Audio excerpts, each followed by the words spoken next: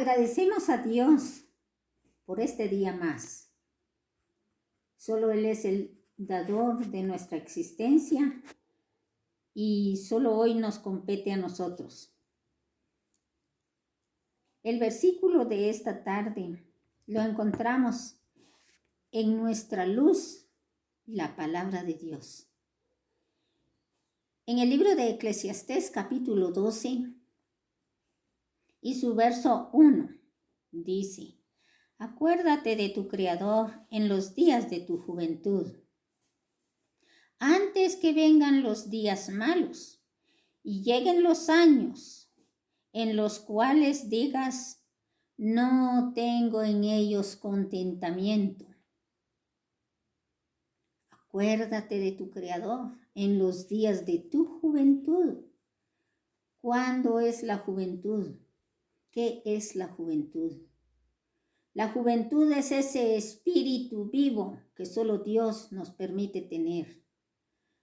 La juventud es el deseo que tenemos de alimentarnos de este pan espiritual para poderlo compartir. Porque cuando sentimos que ese alimento es delicioso, es de mucho beneficio, que puede ayudar a nuestros semejantes, a nuestros hermanos, a nuestras familias, es preciso que sigamos alimentándonos para poder seguir esparciendo la semilla del Evangelio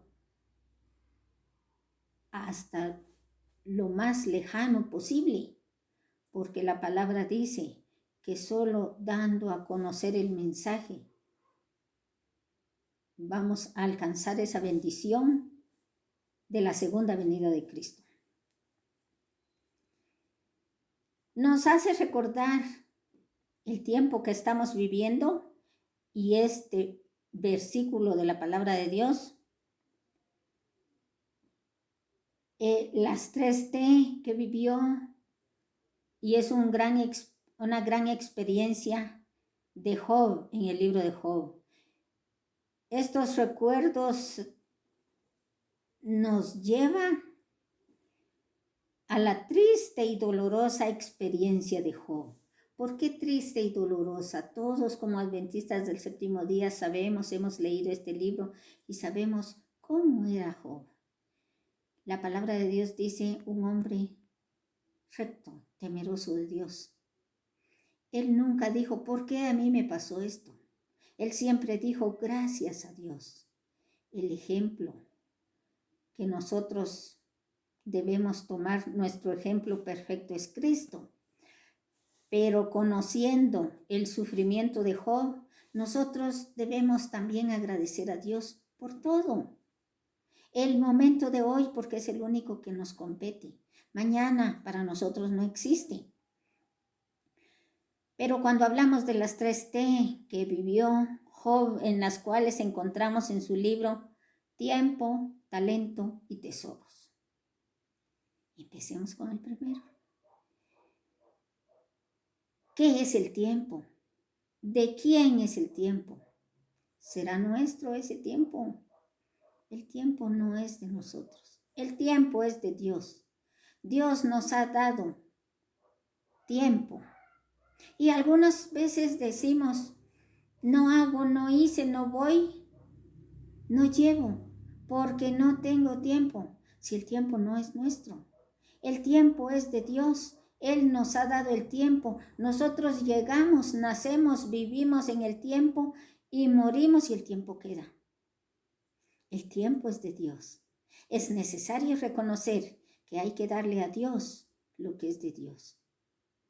Y nosotros ocupar lo que nos compete. Nunca debemos de decir yo no tengo tiempo. Porque yo tengo que hacer estas y otras tareas. Entonces no tengo tiempo de leer o de alabar y glorificar el nombre de Dios. Tiempo hay, hermanos. Que no somos buenos administradores cuando decimos no tengo tiempo. Ahí entra lo que es administración del tiempo. Administración de todo tipo, no solo del tiempo. Todo tipo de administración. Cuando hablamos de las 3T, estamos entrando en estos puntos tan especiales, tan tan delicados a la vez, pero tan hermosos cuando los entendemos. Qué importante. ¿Qué hacemos con el tiempo nosotros? ¿Estamos dividiendo nuestro tiempo para dedicarle tiempo a Dios? Para todo hay tiempo. Dice en este mismo libro, capítulo 1, capítulo 3, hay tiempo para llorar, hay tiempo para reír, hay tiempo para estudiar, hay tiempo para todo, porque Dios nos ha dejado el tiempo. ¿En qué lo estamos usando nosotros? ¿En nuestra propia concupiscencia o en el estudio de la palabra de Dios?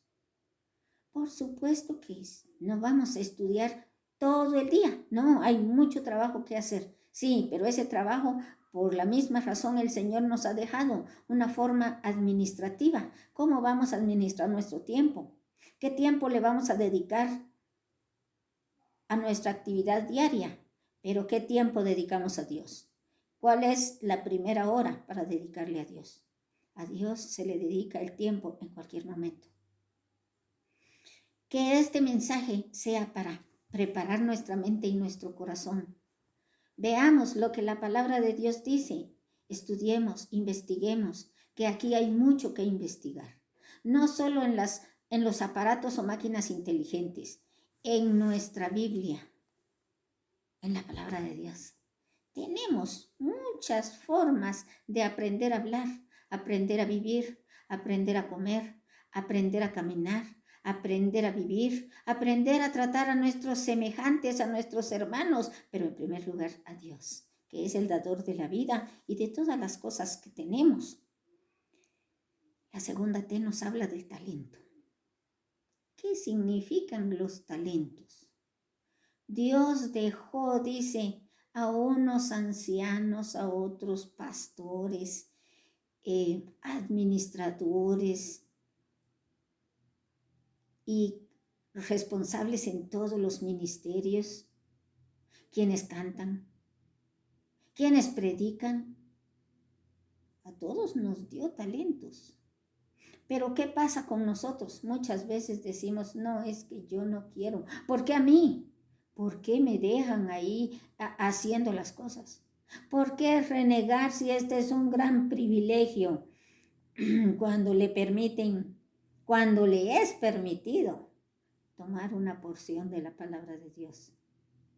Hagámoslo hoy, hermanos, que aún hay libertad de culto, que aún hay libertad de esparcir la semilla del Evangelio por todas las naciones, por todos los lugares. Y entonces vendrá el fin.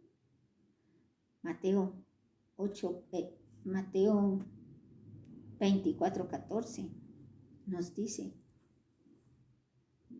que solo dando el mensaje a todo el mundo para testimonio de todas las naciones, entonces vendrá el fin, entonces vendrá el Hijo del Hombre, entonces vendrá nuestro Señor Jesucristo. Trabajemos, hermanos, mientras tengamos vida, trabajemos, porque cuando no hay vida, se termina la esperanza, pero mientras hay vida, hay esperanza. Usemos, hermanos, nuestros talentos. Dios nos ha dejado talentos para cantar, para predicar, para trabajar para el Señor. No veamos la diferencia, sintámonos escogidos del Señor. Servir al Señor no importa de qué manera, porque para eso nos ha dejado Dios talentos, hablando, actuando, participando. Aún en un viaje, en la calle, nunca el mensaje de la palabra de Dios se debe de ocultar. Sigamos adelante, hermanos. Es cierto que sí, podemos seguir a distancia, pero podemos, hermanos. No necesariamente tenemos que estar todos reunidos, pero si podemos reunirnos de una u otra forma, aprovechando esta oportunidad que la ciencia ha aumentado, ¿por qué no hacerlo, hermanos? Gracias a Dios. Gracias a Dios por esa oportunidad. Los tesoros de Job. ¿Qué eran los tesoros de Job? ¿Qué son los tesoros en nuestro medio? En algunas ocasiones decimos, ay, sí, mi hijo o mi hija es un tesoro para mí. ¿Y qué es un tesoro? Algo preciado, algo que no es cualquier cosa. Y por supuesto los hijos no pueden ser cualquier cosa porque son obra de la mano de Dios y es un regalo que Dios nos ha dado. Pero ese regalo también implica responsabilidades. Dios nos ha dado un regalo como los hijos. Y no son nuestros, también son prestados. Son de Dios, pertenecen a Dios. Todo lo que tenemos, hermanos, es de Dios. Todo lo que poseemos, ya sean riquezas materiales,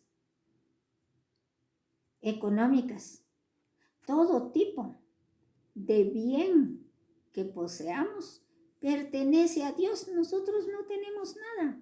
Así como venimos, así nos vamos cuando morimos, sin nada. Todo le pertenece a Dios. Todo lo que tenemos es prestadito.